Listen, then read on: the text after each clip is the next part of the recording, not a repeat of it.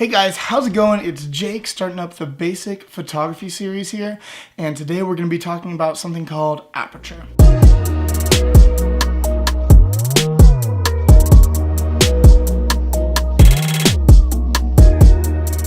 Now, aperture is going to be how big the opening is on your lens, that light in, change focal distance, all that good stuff. To show you how that works, I brought a visual aid. It's a Kodak 2S2. It's from like 1963 or something. It used to be my grandpa's.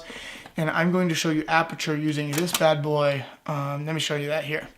All right, here's that Kodak. You can see it's closed now. But if we hold the button to make it stay open, but we can go really small, or we can go very open there. And that's going to totally change our shot. Now that's a basic part of aperture, but there's more to it than just how big the hole is and how much light you're letting in. It controls how much depth of field you have, which is a massive creative decision for when you're in photography. So basically, when you have a larger hole or a smaller number f-stop, like a 1.4, you're going to get loads more background blur. And this looks great for portraits, for headshots, stuff like that.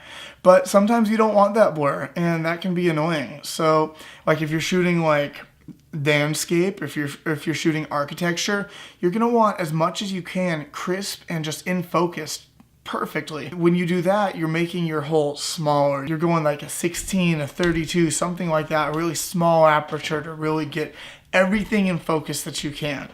So f-stop is a huge creative decision. Here's some examples I have. This first one we have is I was doing a shoot. We took a piano, and it's really cool. We took a piano into like this big flower field. The picture was for a website for my friend for her music business, and I wanted to show her fingers playing the keys. I didn't want to show off the flowers. So I put it at a low numbered f-stop to get a big old hole, a lot of background blur. You can even see on the keys there how it's kind of blurred out, and you can see where the field of focus is kind of thin there compared to some of the other shots. Like this shot of a truck I have in downtown Galveston. This guy actually posed in the middle of the street for me. It was pretty cool, but I wanted all the buildings here in focus, all the background. I wanted to really showcase what Galveston was, and I didn't want that blur on him. I wanted all the detail. I wanted you to see every bit of Galveston you could, so I chose a really small opening, a larger f-stop number, and I got less of that background blur, and I think it looks great. Another picture I have here is of my friend. We were doing this about 5 minutes before sunset was completely over. We're in Alaska, so sunset's already like getting no light in there. And when I talk about ISO in a later video, you're going to be able to see how ISO affects it. But aperture, we were shooting very wide open, not just because we wanted background blur, but to get more light in there. So we took it to get a lot of light, and the background blur was a good bonus too. I think it worked out pretty well in that way.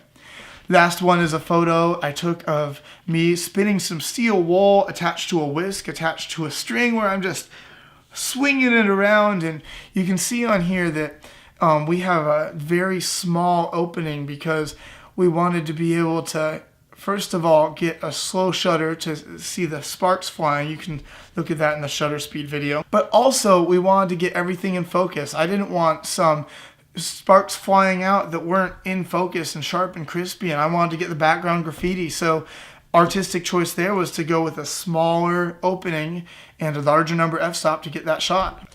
So that was the video on aperture. I'm going to be also showing you shutter speed and ISO videos, how they all work together. And really, this channel is going to be a channel that really shows you how to take pictures in different scenarios, what choices to make, how to make you a better photographer. That's it. Stay creative. I'll see you in the next video.